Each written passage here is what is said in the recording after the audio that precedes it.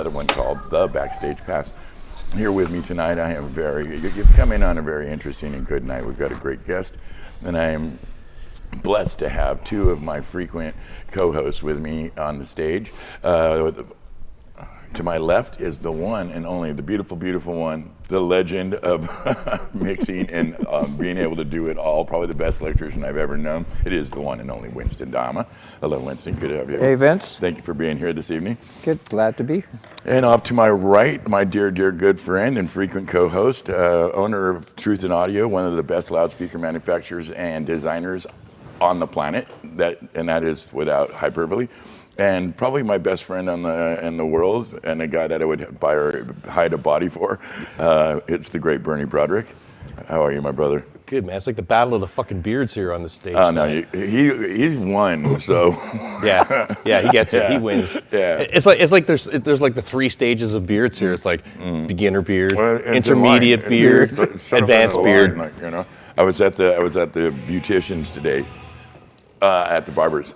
Because I had to run in, instead of taking lunch, I got a haircut. No, you said beautician already. All right, so her name's Tina. She's like 65 and super nice lady. It's an old, full hardcore old rocker. Shouldn't her name be Maisie or something? And she was very lovely, but she started tripping on the beard a little bit and said, "Yeah, I don't know what it is, man. I've got friends in the game, Billy Gibbons and Dusty Hill back in the day. Like, dude, what the hell? How come my beard will not do what your beard's doing?" He's like, "Dude, I got nothing. All I know is I go to sleep, I come out, it's like this." Yeah. It's like, all right, fair enough. I got you. You know why? Because it makes for a great T-shirt. Oh well, Yeah, it does. And sweatshirt. Add sweatshirt, add cigarette lighter, add whatever. Yep.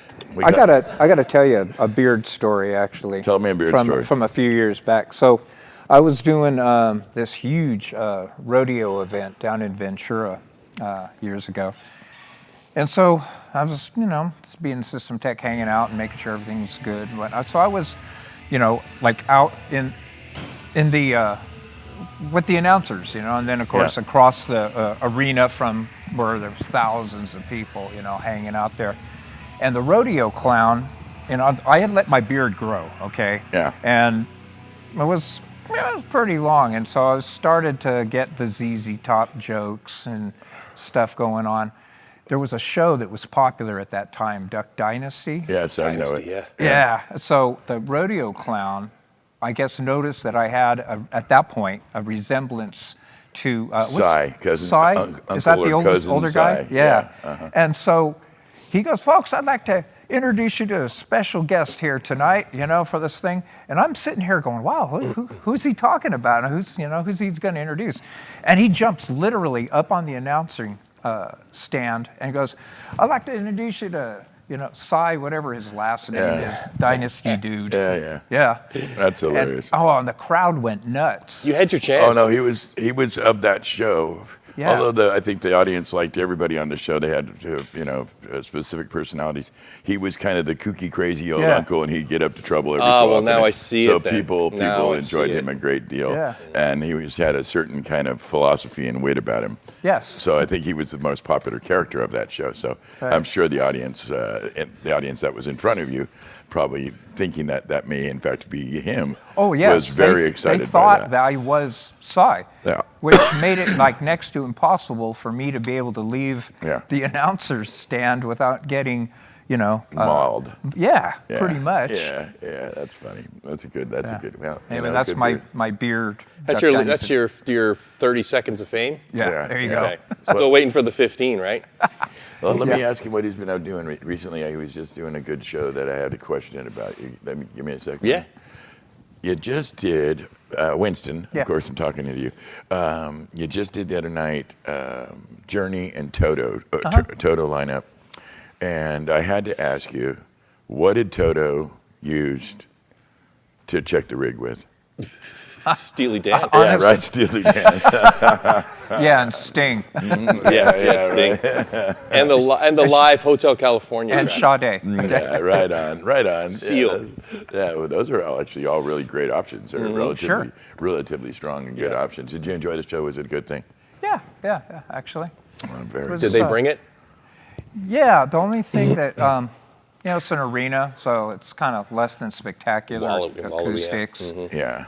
So I mean, as far as what I noticed, like when I went out to the audience to kind of check how audio was going, that, you know, like the vocal was definitely present. The lead guitar was definitely present. Yeah, right. Yeah. Lead guitars, I should say. Yeah. You know, I got a couple of good ones there. Yeah, well, you know, Neil Schon ain't going to be not heard. Right, and Steve Lukather is not exactly a slouch either. Lukather was up there with him, huh? Yeah, little Toto. Oh, Toto. I thought you were saying during No, the no. Yeah, no, What rig Lukather's- were they on?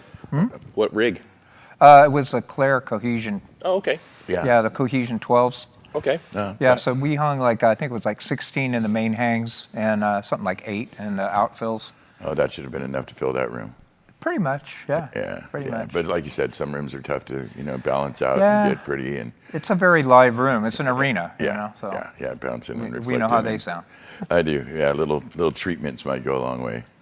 Big time. Yeah, but you know, not always in the budget. You know, speaking of treatment, back in the day, Barbra Streisand had enough clout to not tolerate that kind of acoustics. Well, that's not surprising at all. Yeah, if she walked into an arena like that and heard like that, she would stop everything and make them put up like acoustic treatments and Dampening. curtains and just deaden that arena before we're going any further. Yeah.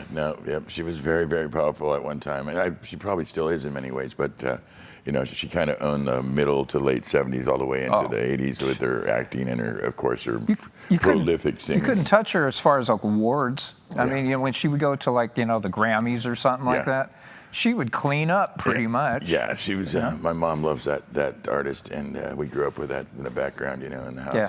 And so I could pretty much tell you all the songs. I was always particularly fond when she would sing the Paul Williams song. She always did a really good true version of Paul Williams' work. Right. And because she's not a songwriter, you know, she's a singer. Right. And so she would go to these real hot shots that could really write amazing stuff. Right. And very little known artist. Funny because he's also a little guy, so I don't mean that in a pejorative way, but one of my favorite writers in music. Paul Williams, right? Paul Williams, yeah, a little tiny dude. Yeah. Also an actor, you know, Yeah. he was the little guy in Smokey and the Bandit. He was all in every, Love Boat, and he was 50 times he was on Johnny Carson. 50 times. Johnny Carson loved him that much because he was hilarious.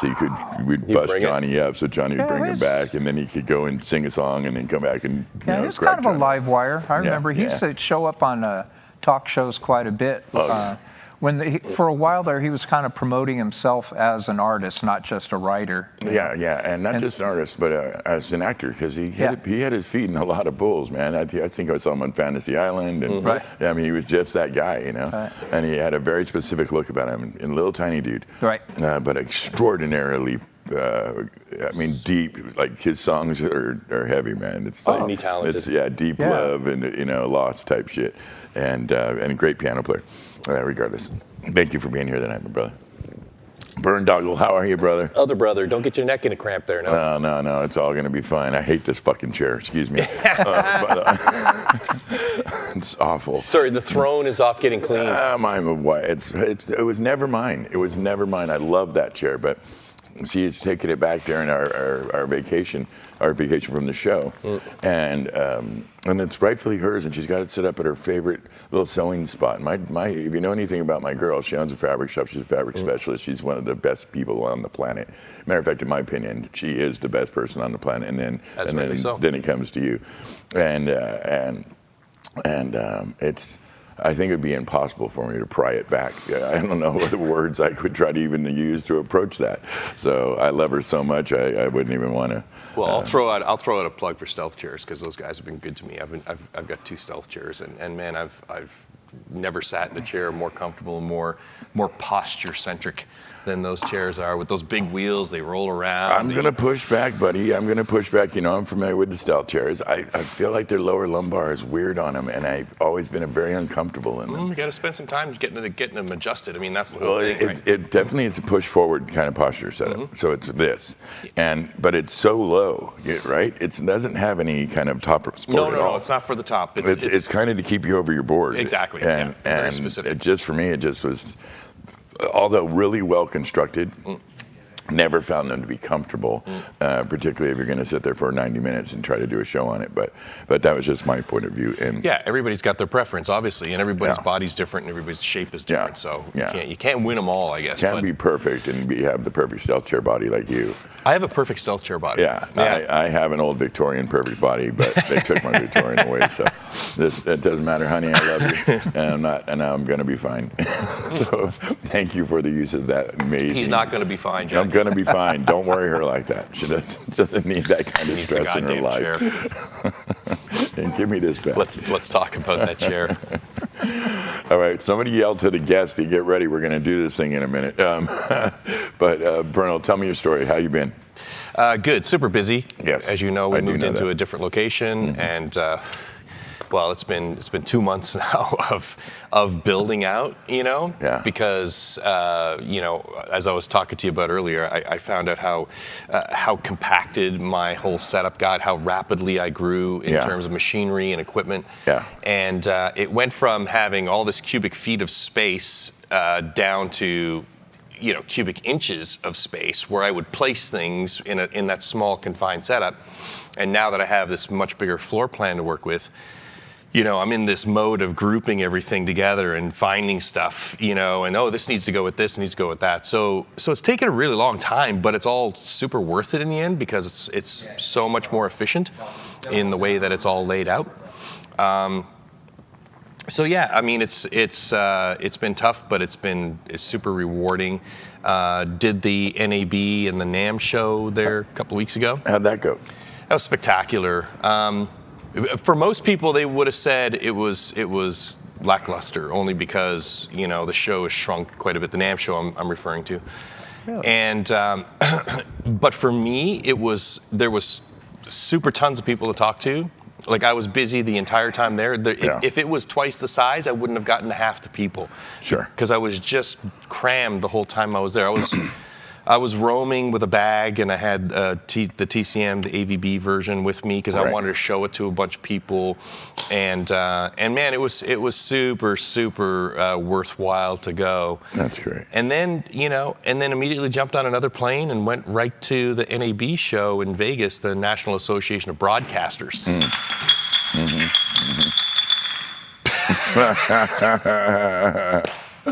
That sounded like somebody might have spilled their Pepsi can. That was perfect. That was our crack team of production people, folks. I think they just drank their last beer.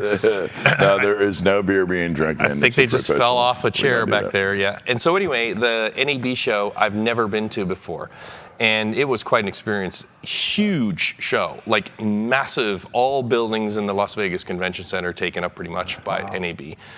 At least the main halls, including the new West Wing, and I was like a deer in the headlights, honestly, because I know this stuff. I know cameras, I know production equipment, lighting and stuff like that, but it's not my world. So I see a lot of things that look like cool audio gear, but it's not. Yeah. I see the big Canon, exhibits where they're $1 million cameras and things like that. So it's really kind of eye-opening. But I could tell you that by the end of the second day, I was going to be there for 3 days. By the end of the second day, I was done. I couldn't consume anymore. Didn't know very many people there, obviously, because it's not live production like we're used to doing. Yes. So didn't have that kind of one after another conversations, but I learned a lot. I learned tons about how my TCM, my AVB TCM can morph into that market, which is huge for me because it's a market that I never even considered. Yeah, and I talked to a lot of people there that, basically, could you use a ruggedized AVB Milan switch setup for what you do? And they're like, hell yes, we can, So that was really, really amazing. And I did, and I've mentioned this before, that I'm using Netgear for the new switch, their Pro AV. And that was, between them and Neutrik, those were the two best visits that I had. And the Pro AV people at Netgear are just amazing, and they're super open to talking to me about how we can collectively make this a super powerful weapon for doing networking out there. That's great. And collaborations Yeah. can be incredibly powerful, because I called it you've got the roller skate, I've got the key scenario, where they have all the electronic savvy, and then I've got the kind of real world, ruggedized kind of how do people interface with this stuff. I've got that part of it. And so they couldn't do what I do, and I can't do what they do, which then you have the perfect relationship, right? Yeah. And you can both massively benefit from it. So that's great. That was a lot of fun. Super tired, went right from there back into building out the shop again. Of course. Yeah, no, there's no rest for the wicked, buddy. No, you know this. no. You're old enough to know this. Mm-hmm. All right. I just thought I detected a little small glass of wine there, but No, I'm not whining. I'm actually, I couldn't. I meant that as the big total joke, my love. But I couldn't be happier with it. It's not something that I looked forward to. Yeah. It's not something you invite Moving your friends is in hard. I on. don't care who and when or where. Moving is never easy. No, but you don't invite your friends to this one. Yeah. Not enough pizza and beer in the world to, because it's a very, very slow process. Yeah. And I'm having a lot of fun with it. So. Well, I'm sure when you get to where you want it to be, it'll be exactly how you need it to be, and then you'll start blowing out a bunch of products like you normally do. Yeah. No, I'm nearly there. I'm just maybe several days away from having functional equipment up and running again, and pushing stuff out some more. Yeah. Fantastic. So yeah. So you had some cliff notes here. We want to thank last week's guest. Take a run at that name. Dennis Rivadeneria. God damn, I think he did it. Close. I think he did Close. it. Dennis Close. Rivadeneria, right? Rivadeneira. Rivadeneira. Yeah. Well, that's not the way it's. I know. Hey. All right, I'm going to You take. screwed that I'll up. fall It's on the fine. sword. I'll fall on the sword for this one. Thank you, Dennis. Last week he was a wonderful guest. He's a totally interesting guy. He does a bunch of fun stuff. Works with Winston Aaron there, and it was nice to have him. Thank you, Dennis. Mikey is off doing dog stuff. Yeah, but he's back now.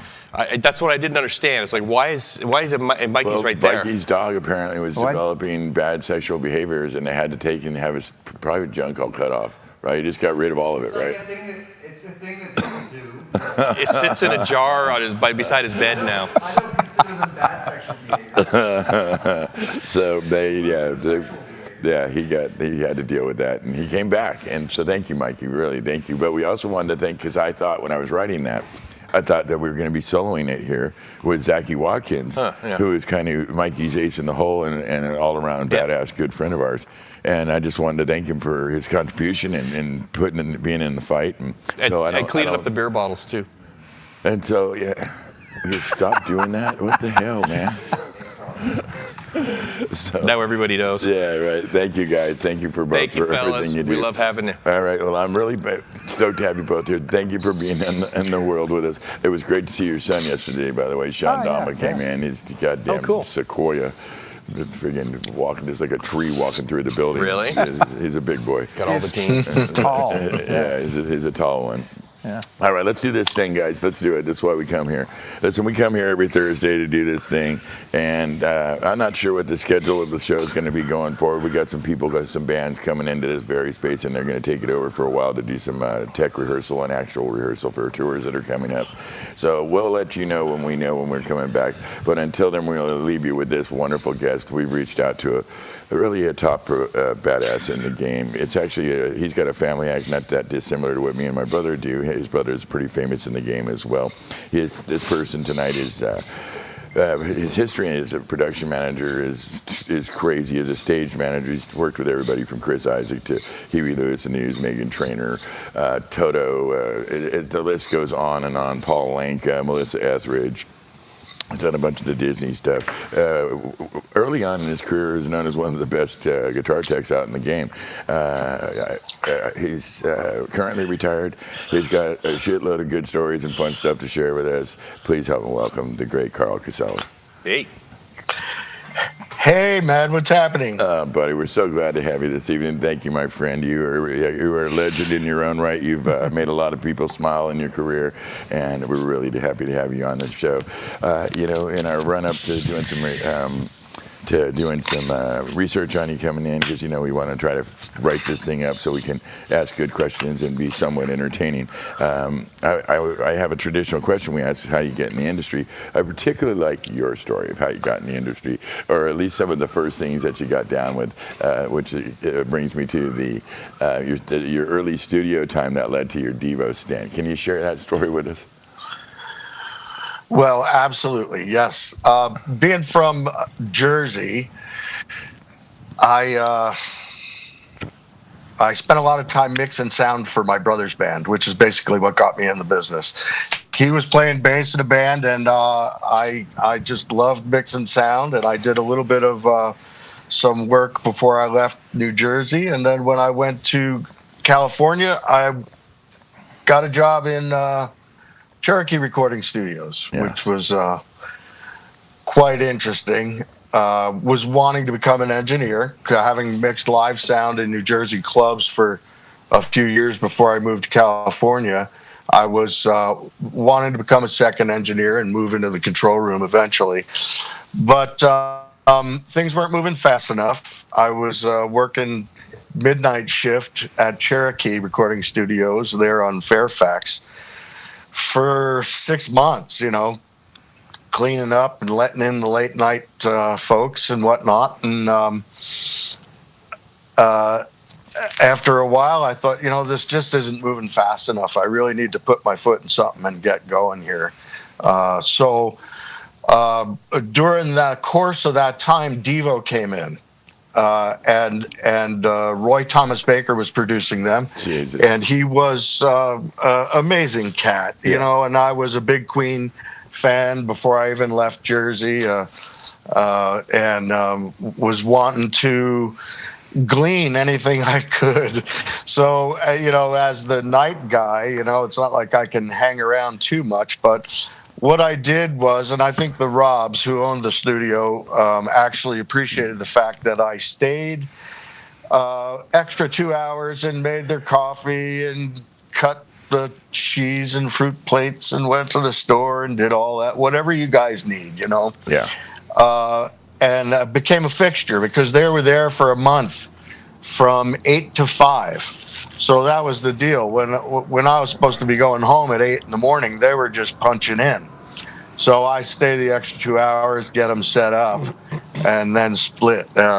In the last week or so, the production manager, last week of them recording their Cherokee, the production manager and tour manager showed up. And, I convinced them that I could set up a drum kit, which, I kind of putzed around with the drums as a kid. My brother gave me his drum kit when he started playing the bass. And then when I started working for bands that he was playing in, I would always help the drummer. So I got to know the tour manager, and the production manager was Jerry Bacallion, was the production manager way back in the Oh No It's Devo tour in 1982. Yeah. Great And tour. it was a great tour. It was quite interesting. And I convinced them that I could be a drum tech. And, 3 weeks later, I was across town at SIR helping Alan Myers set up and build an electronic drum kit. Now, at that point, the Lynn drum had just came out on the market, if I remember correctly. And we were probably, I won't say the first, but one of the first bands that were actually brought it out on the road with us. We built an electronic drum kit out of Sinair drums. We gutted all the electronics out of those pieces of crap and used the speaker as a transducer to trigger the Lynn machine. Oh, wow. Nice. So, yeah, it was pretty cool. And it wasn't, back in the early 80s, 1982, we didn't know how to trigger drums properly yet. We were still all trying to figure it out, how to put triggers on acoustic drums. And but the first 20 minutes of their of that tour, or first 28 minutes, I forget, was on. It was on it was dubbed with 10 tracks of audio And so his electronic drum kit also filled in with some audio tracks which had voices of the screen behind Mark Mothersbaugh, who, the Mothersbaugh, as they're very, and Ciasulli's, they're very talented folks. That tour was awesome. It was a great introduction, my first national tour. It was kind of crazy because they were so into their art. I had never, well, I won't say I'd never, but I had rarely experienced something like that prior. Oh yeah. So they were a lot of fun. It was a good first tour. Yeah, no, they bring it. Met a lot of cool people. Yeah, for sure, no doubt about it. If you're gonna do your first one, that's a pretty damn good first one. Yeah, no, that was that. Is, Absolutely, I was real lucky, and I know in the bio you got me and my brother mixed up. John's the guitar tech. Myself, yeah. I'm sure he's listening. Hey, Peckerhead. He's the guitar tech. He's still working away with a television show right now. Oh right. Yeah, you mentioned that. And so he's not on the road either. But anyway, yeah, great first tour. Very interesting people, and I had a blast. I really did, and learned a lot. And then more importantly, met many people who basically formed and shaped my career. And helped me get along and move on to things that I really loved, which, I worked for quite a few drummers, Alan Myers being one of them, who was one of the sweetest guys you'd ever want to meet. And he was like, after we took that electronic drum kit away and rolled out his acoustic kit, that cat was a human metronome. Yeah, he was absolutely spot on every night. Yeah. And then our last night on that tour, we wound up in San Francisco at the Warfield. And I don't know if you remember Bill's old photographer, Randy. Yeah, that rings a little bit of a bell. He was a smaller guy and may have had cerebral palsy or something. I forget his name, his last name, unfortunately. But he was Bill's photographer. But what we did that night is Boogie Boy blew up E.T. because that was 82, 83 when E.T. came out. Sure. And on New Year's Eve, they blew. Yeah. Well, anyway, big production there. But anyway, I moved on to work with a lot of other drummers. Lucky enough to work with guys like Ricky Lawson when he was drumming with the Yellow Jackets. Of course, we know him from probably drumming with Jackson and other folks. And Yellow Jackets was quite a learning experience for me because I was not only setting up Ricky's drums, but doing monitors and then driving the truck at night. Well, that was the old way, I don't think a lot of, in a world of specializing nowadays, everybody, you got drum tech, the driver, the production, everybody does a job. But back in the 80s and before, it was not uncommon for us to do 3 or 4 things. That was absolutely the norm. You covered as many bases as you could. I know you did a quick stint with Berlin too, the great Berlin, as a drum tech. Love it. Yeah, that's a super fun. Oh, absolutely. Yeah. I did 2. I did with Berlin. Oh my, I'm trying to remember now. For crying out loud! Is this the Pleasure Victim Tour? I know I have a crowd. Yes, I believe it was Pleasure Victim. Yeah, and boy,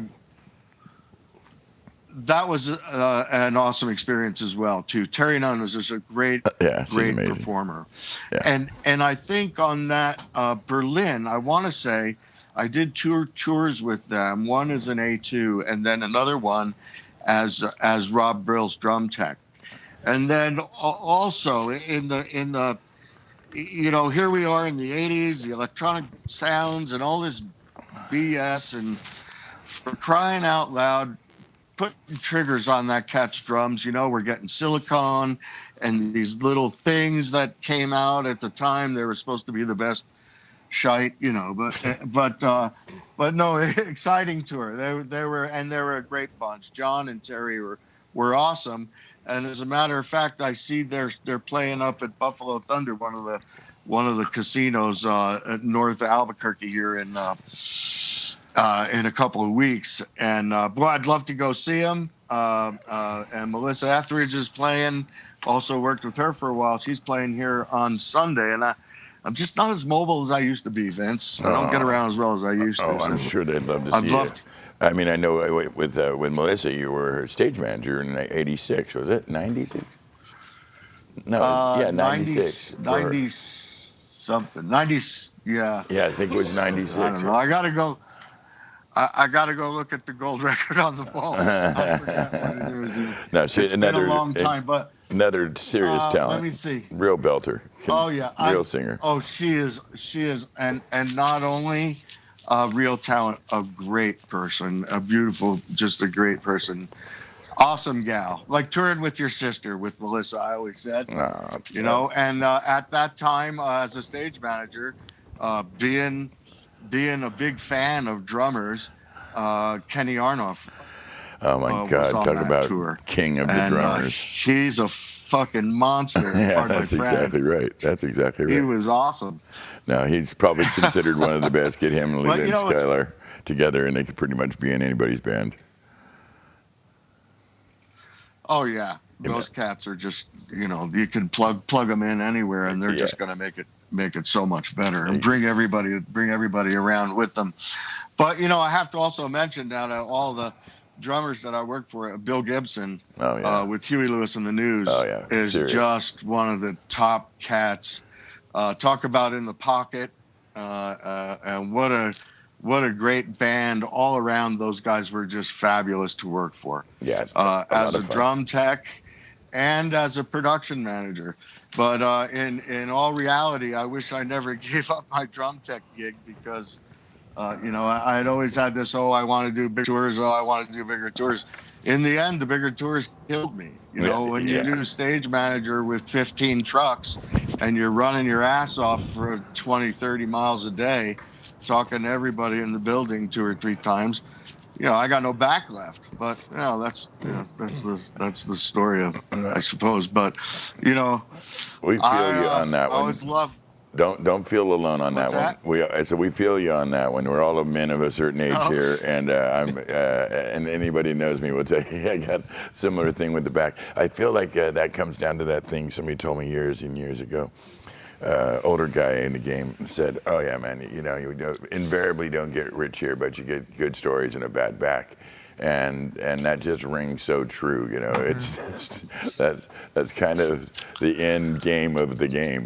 Is those are the things you come away with. But yeah, Huey Lewis and the News, extraordinary band. Did you get to enjoy much golf with him? Was it, you know, I noticed you were with them hanging around in the mid '90s. Oh shit! I would have loved to, but I'm too short to play golf. The guy we used to do a lot of Wait. stuff with him in Pebble Beach. You know, he'd come around and they'd do a show at Spanish Bay, and then he'd play 2 days at the lodge. And you know, he just loved his golf. Him and Alice Cooper and Bill Murray. You know, they'd get together and do a thing and crack up the whole. What a show. blast! Yeah, a lot of fun. A lot of fun. I noticed my mom. That's great. I'm sorry. Go ahead. I have to ask you about one that my mom would love to know more about. It's working with the great Barry Manilow. Now, you know, a lot of people from the rock generation don't have a lot of connection to Barry Manilow, but that's because they're dumb. Because Barry Manilow is a badass and can sing. I mean, that guy has got a catalog. I bet you I know 20 of his songs. I bet you I could sing 20 of that guy's songs. And every word too. Yeah. You know, it's funny. All the piano parts, I'll just start off- beautiful. I'll start off by saying, you know, those have been 2 of my favorite accounts, is Huey Lewis and Barry Manilow. Yeah, I believe that. Unfortunately, I had the 2. I was juggling the 2 accounts through the '90s, and probably burnt myself out. But I have to say, I love them both. Barry is a consummate professional and a perfectionist, and if anybody could see him just work during a rehearsal and work with his band, he's an unbelievable musician. People don't realize that. They think he's just a singer or this or that, Oh, gosh, no. or an entertainer, which he's a great entertainer as well. Absolutely. I tried to. I don't know if you saw it. I sent a clip of him and I on stage. I was his stage manager for years through the '90s, and I don't remember. I started working for him in '87 as a drum tech, setting up Bud Harner and Vanessa Brown.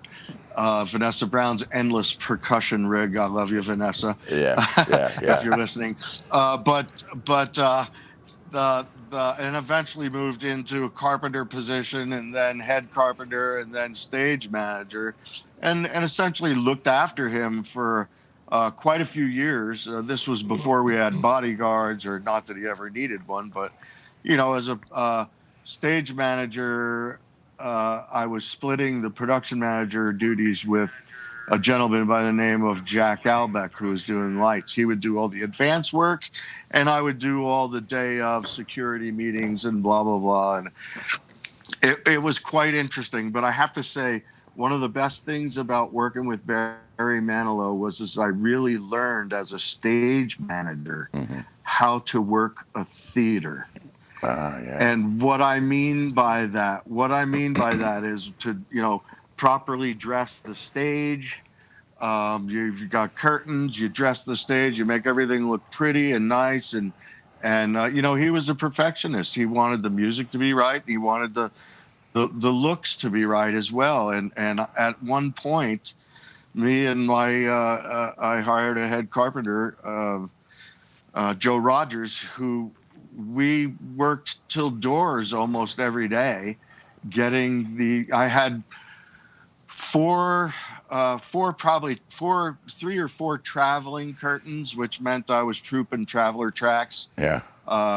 And also scrim and psych, and we had six different looks from the opening to the end of the show. Wow. And if you weren't paying attention, that's a lot of work. You weren't. So you had to be there. There's no slacking off, and presenting that show.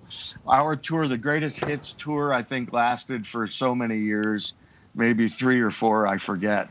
But we had it designed so that it could fit in arenas, theaters, or sheds. Yeah, no kidding. So it was quite an interesting run. And we'd have a choir, and as a stage manager, you're rehearsing the choir during the day, and it makes for a busy day. It really does. But I loved every second of it, Vince. I wouldn't trade none of it for the world. Oh, no. These are I precious really did. memories that I imagine you hold close in your heart, for sure. Oh, yeah. It was, it's that whole thing.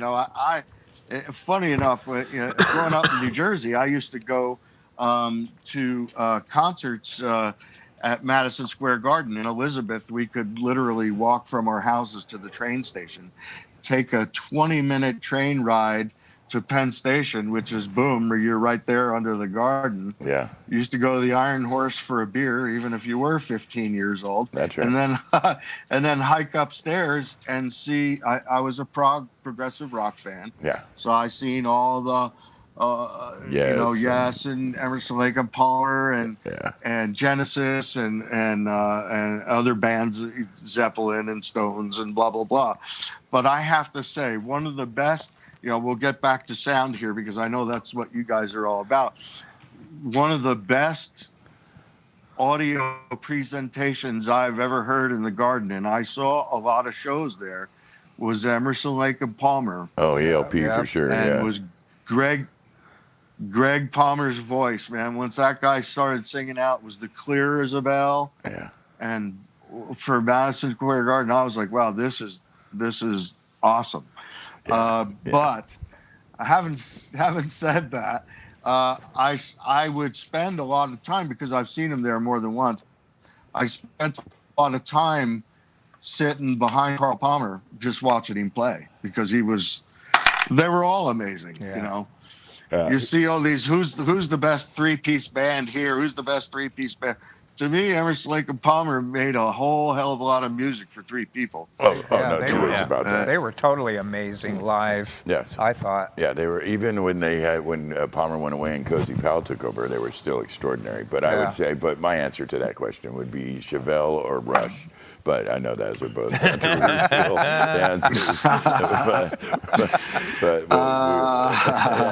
Not to disagree But with you there- at all. you know, yeah. No, I mean, there's literally so many. And I mean, Some really great brands. and- Yeah, 3 pieces. Motorhead bought it in their own Absolutely, way, absolutely. or Jet. There's some good examples. I love my of that. Triumph. Triumph are very, very talented. wow. We already said Rush. There's no Everybody way Rush says is Rush, man. Come on. But it's because Rush, I think his point is you can say Rush more than once. I guess so, yeah. because they're just that good. Yeah. You still Wait get a into the minute. party. if Can you I say it? Yeah, go ahead. Once, Rush. Rush. Yeah. That will live forever in my heart. We still, Yeah, every so often around here, we'll be doing our work and we'll be going at it, and music will be playing in the background over the overheads, and we'll stop, and one of us will look at the other and say, God, can you believe we live in a world without Neil Peart? Yeah. I mean, it's just hard to imagine that's the case. And now we live in a world without Taylor Hawkins too. Yep. And it's just, man, getting old it can be a pain in the ass. Sucks, yeah. Yeah. But it is what it is, and they left us a lot of wonderful stuff to remember them by, and we're super lucky for that. In your career, you've done a cadre of different things. I mentioned a bunch of stuff, and we'll get to it, Toto and Megan Trainor and all that. But I was curious about the group of jobs you did spread over a few different years that were kind of Disney and that type of part of the industry related, like the High School Musical tour or the Disney music block party stuff. And being a rock and roll guy the majority of your life, what was it like in that experience, in that culture? I know it's a different. I've certainly had some experience similarly to that, and always found it to be a very different hang, as it were. Well, it was being it was careful quite there. interesting because Yeah. yeah. Well, my first experience with the whole Disney thing was with it was a little bit different than the rest of it. It was with High School Musical, and it was the 5 original members of the cast from the movie or the show or whatever. So that'd be like Zac Efron and all those little right. Yeah. Well, yeah, no, it was everybody but Zac Efron. He chose to do movies. The other 5 came aboard and chose to do, a show, and the whole show was built around High School Musical, and there were basketballs on stage and a ramp and cheerleaders, and it was I want to say it was about a 8 or 9 truck tour, and probably one of my bigger stage manager experiences since Luther Vandross in 1983. Wow. So, because I also did Luther in '83 when everybody else ahead of me kind of petered out or got fired. I went from second carpenter to head carpenter. I mean, not head carpenter. Tom was head carpenter. Hey, Potter. Went from second carpenter to stage manager because I was the only one there in rehearsals and I knew all the prop cues for old Luther. Yeah. But anyway, Well, and talk about getting a back taskmaster to too. talk about what? I said talk about a taskmaster too. Luther Vandross has a certain reputation in the business to be somebody that you have to show up and put out the work. Wow. I have to tell you, I was a young man at that point. I think I was 23 when I was hired on as a second carpenter with that tour. Mm-hmm. And some of the people ahead of me had got fired, and they brought in a new production manager by the name of Bill Reeves.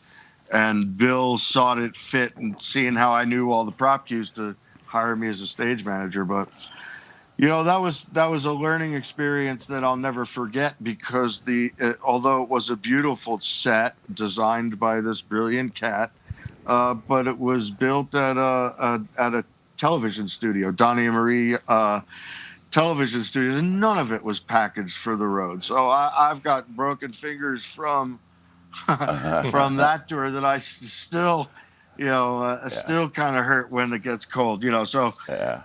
but anyway, what fun! And I'll tell you why. On Luther, and it was the Busybody tour, and I had a spot in the show. No kidding. This kid right here from New Jersey acted on the stage of Radio City Music Hall. Oh, dude, that's huge. I had my little cap on, and I was on stage for a couple of minutes. It wasn't like no cameo. Yeah. Dude was out there. Yeah. And then funny enough, with Barry, he used to shoot the Can't Smile video. He invite a girl on stage, shoot the Can't Smile video, and then give her the video. But Carl would bring out the video and have Barry sign it, and I would stand next to him and chuckle and do my little thing, and then same with Huey. Huey had me out on stage with the Glockenspiel when he played the Glocken. So it's funny enough, I've made quite a few stage appearances, and I always forget about it. And recently, my kids were watching, my ex Laura is a Manilow fan, and they were watching some Barry video from the 90s or whatever. I forget what it was. And he sends me this clip of me and Barry on stage with me with a tuxedo on. I don't know if it was a New Year's Eve show or whatever, but quite interesting. I thought, well, maybe one of these days, Jake, if you're listening, they'll put all these little videos together for their old man. Gather them all up, because I'm sure they're on YouTube somewhere, Yeah, But take a little research, but you could do that for the old man. That'd be cool. Jake, get on that, buddy. Yeah. And speaking of Jake and my other son Nick, now they've finally, boy, how can I say this? They've finally realized that this is just in their blood. Yeah. They stopped doing all their other jobs and got in the business. They started working as stagehands up in Albuquerque, and within a matter of months now, they're working for a company called Quick-Beam. I don't know if you ever heard of those guys. They're Albuquerque's, kind of biggest sound and lighting company there. And I'm so happy that they are gigging. They're doing well and following Dad's footsteps. It gets in the blood. Yeah, buddy. one of them's flying PA, and the other one's hanging lights and hopefully programming, because he's a wizard at that stuff. So,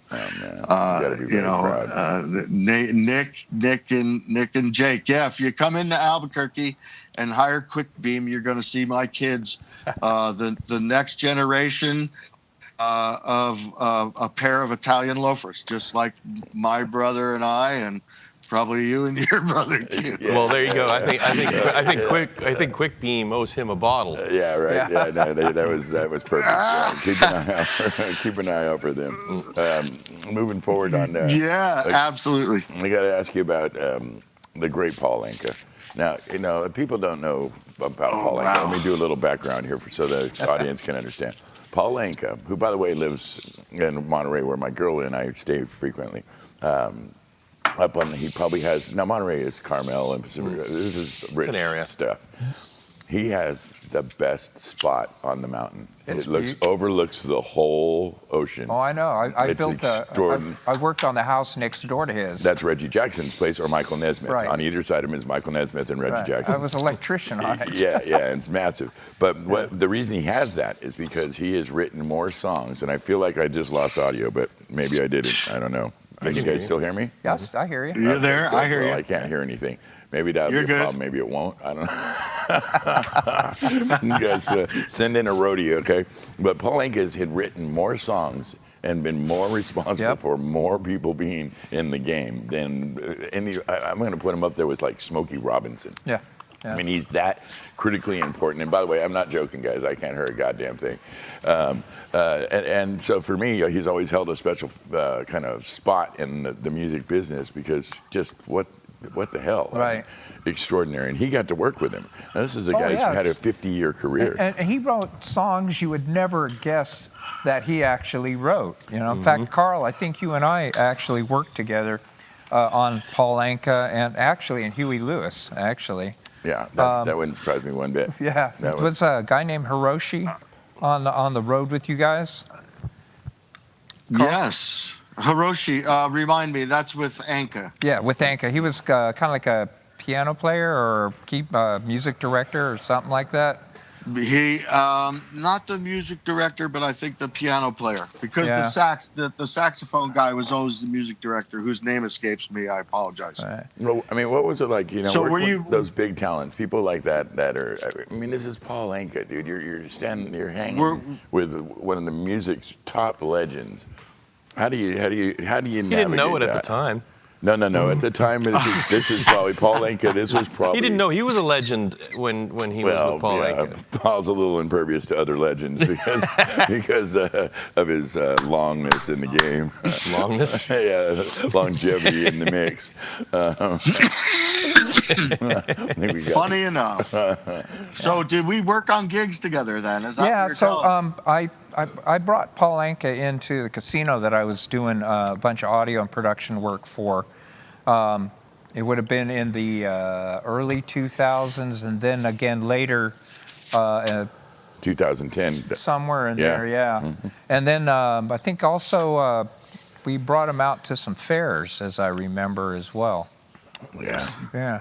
That's- And I just remember I Hiroshi, remember the whole day as we were doing setting up stuff, he would see things that he didn't like or he knew Paul didn't like, and he was constantly going, "Oh, Mr. Anka, not gonna like this." You know, he just all day long. that almost sounded Funny, racist. funny, yeah. I know you. I know Had a you little well Fu enough. Manchu in it, didn't I it? know him well enough to know that it wasn't racist, but it almost sounded racist. Just, Bad accents yeah. by white he people. has a very thick accent. Yeah, I didn't even come close. Everyone sounds like Fu Manchu. All right, I'm just going to jump forward then. Usher. That's you know, hilarious. what's the tricks to being a good stage manager in your mind? You know, Yeah. it is a very complex job. I personally have served in the position. You know, back in the day, Eddie and the Tide, it was I was a guitar tech, monitor guy, stage manager. This was a normal thing, and then me and George would share driving duties. You know, it was just like part of being in the gig. And I had a couple tricks up my sleeve to make sure that things went well and went right. But it is a very complex and hard job. What is your tip to aspiring stage managers? What is the best advice you could give somebody that wants to do that type of work? Well, you know, I find it quite interesting, and a lot of it depends on what production manager you're working with, Sure. and what type of support team you're going to have, and how many trucks you got. Yeah, that's You true. know what I mean? If it's 8, 10 trucks, maybe 12 trucks, you're okay by yourself. Yeah. When you get into 15, you know, you need an assistant. you can only put on so many miles, you know, and Right. and for me, you know, the last 10 years of my career, anytime somebody would say, "Hey, can you do this?" I'd have to say, "Well, shit, physically, can I do, 12 trucks still or 15 trucks?" I'd say probably not, and I'd do the tour anyway because, well, that's just what we do, right? That's right. But you know, you get into those bigger tours, you need a good support team. You really do need an assistant. It also depends on whether or not you're dealing with the artist and the whole production. Right. Now, I've found that in certain situations I've been put in, that I've had to deal with the artist and the whole production, meaning, you know, every crew chief, Yeah. the stewards, every, you know, if you're in a union house, every leader of each crew, and so on. So there were certain situations where I wish I had maybe some other stuff going on to help me out. But, you know, when you're in the thick of it and in the trenches, you grab who you got by the collar or the scruff of the neck or whatever and get on with it. Yeah, yeah. You know, The and show must go on. for it's sure. just it's just one of those deals where you're not So speaking you know of the the, drill. speaking of what he said earlier in that line of discussion there about, I can't do this anymore, my back, Yeah. I heard this great quote which we should always remember, and that was, Yeah. I probably won't say this right, but if you can do the same things now that you could have done when you were 25, you didn't do shit when you were 25. That's probably true. And that's true for all of us, right? We Yeah. can't sustain that physical. No. And I've worked with some great people out there on various tours, and the best stage managers that I ran into are guys who you could always find them. Like they kind of hovered around a little orbit because they didn't want to be difficult to find. Right. And their slant was always, help me to have a good day. Let's Right. not make things complicated. There was nothing ever really militant about the way they approached their job. It was more like, help me, man. Like if things are not going right, everybody on board, everybody, Yeah. let's get this sorted out. Yeah. And they got results every single time. And I'm sure you can appreciate where Right. I'm coming from with that. Yeah, absolutely. You got to pull people together. But Exactly. It's a little bit of a especially- psychologist's job. It involves organization, it involves psychology, it involves there's a lot of levels to it. And the way you just described it to me sounded a lot like you were, filling the position of stage manager, tour manager, and logistics coordinator. That job has gotten so much more precise and so much more specific that the boundaries of it back in the day have slowly tightened in to make it so one man can actually do it. Because it's necessary. Well, because it will eat you alive. I mean, it's a killer. It was too much, and especially like you said, when you get into tours of a specific or certain size, after a certain point, it just takes a certain amount of crew. You can't cheat it, and a lot of us definitely did. We stayed probably too long at the party, or we worked one show too many, or lifted one thing too heavy, and as a result, I know personally. After this meeting here, which is actually going to end here shortly, I have an appointment with a heat pad and a couple of Motrin. So it's a part. Well, of one thing I can say to those younger stage manager folks that are out there, I try to always lead by example, and I always try to be polite and remember names. Yeah. Oh man, I always tried to remember 20. I'd walk out of an arena. You've been there so many times, the core guys, the 5 guys that are always there. And you remember 15 more names and you get all the respect in the world. And when you yell, hey, I need a hand here, people flock to They're you and lining help up, you out. yeah. So Yeah. that's a good point. So Good true. point. So I know you also did. it's been fun. It's been fun for me. I would never do anything else. Well, and a crush for time will also mention that you worked with Toto, the great Toto, the amazing Toto. J-Lo, no small effort. She brings a big show. Usher, of course, during his height, he was... Two very, very motivated people. Yes, very To say the least. and definitely have a certain vision for what they're doing and putting in the work to do it. But I wanted to move over quickly. I know you spent some time also doing production management work with the great, one of my favorite people and a friend, Chris Isaac. This is Chris Isaac, man. I don't know anybody who operates in a lane so specific in music. I mean, other than somebody like a Devo, something that is so specific and singular to their sound. Devo's just Devo. They don't have a sub. They're not new wave. They're not punk rock. They're Devo. Chris Isaac. I don't know what Chris Isaac is, but he's just Chris fucking Isaac, and nobody does what he does better. Nobody does even anything close.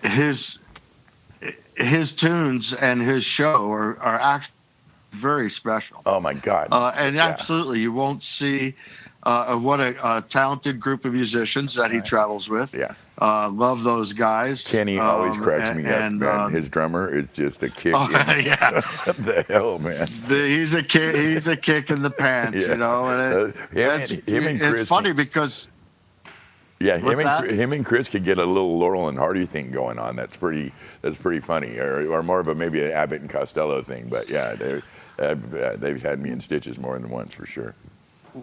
Well, yeah. I mean, they had that TV show for a while as well too. That kind of worked out for them. I don't know if you remember that. I actually don't. No, I didn't even know that. I'm going to look that up. Yeah, golly, am I speaking out of turn? No, I truthfully believe there was something like that.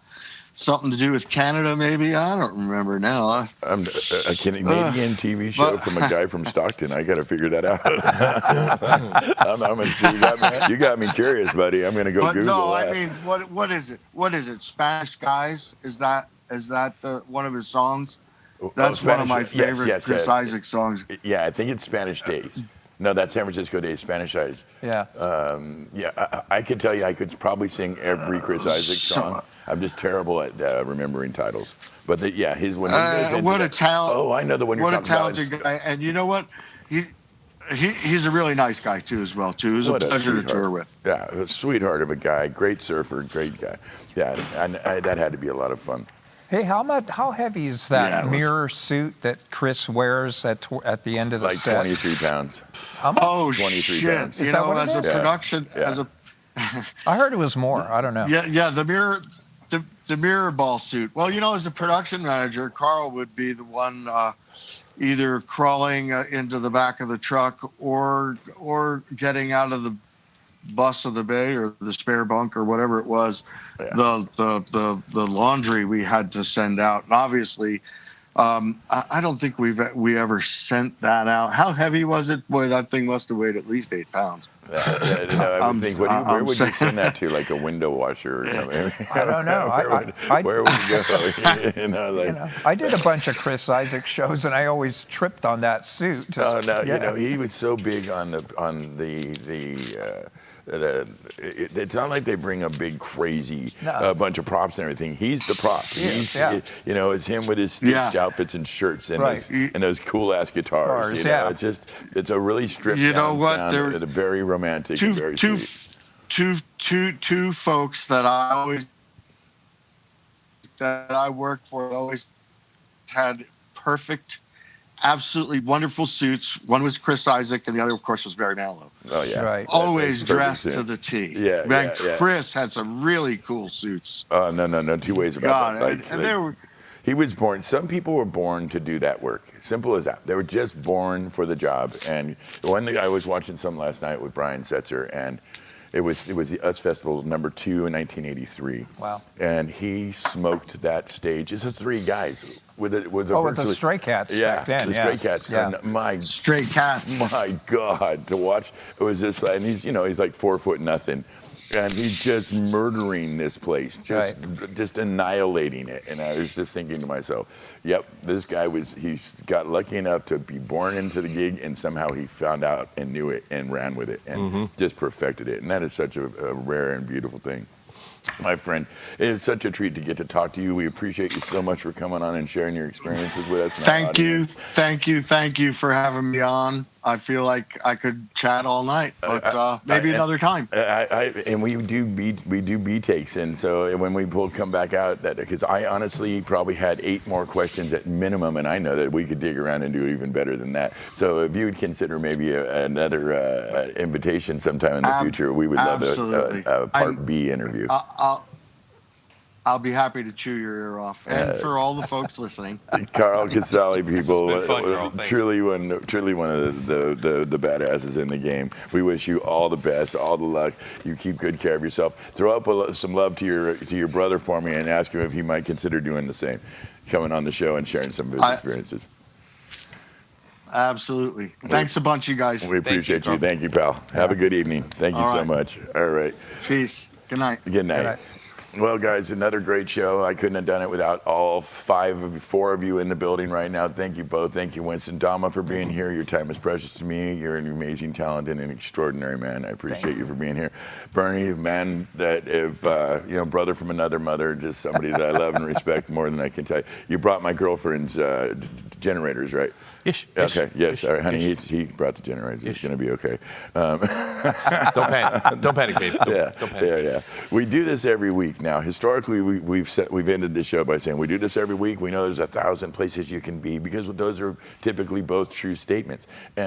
We're not going to do this for a few weeks now. We're going to retool and change the space around to do some business in this space.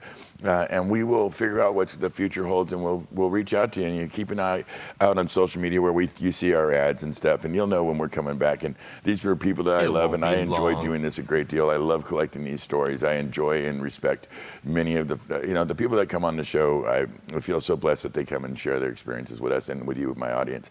And I appreciate you trusting me to find interesting and cool people to do this with. We'll probably, most likely going forward, again, do the same, and we'll reach out to you and hope we'll all join back up again in the future. But until then, be kind, be good. You know what to do.